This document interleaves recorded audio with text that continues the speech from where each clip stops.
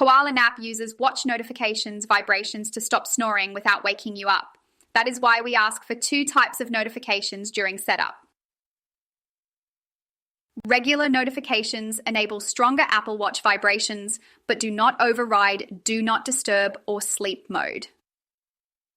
To make sure regular notifications work, go to Sleep Mode settings and add Koala Nap to allowed apps. Do the same for Do Not Disturb mode.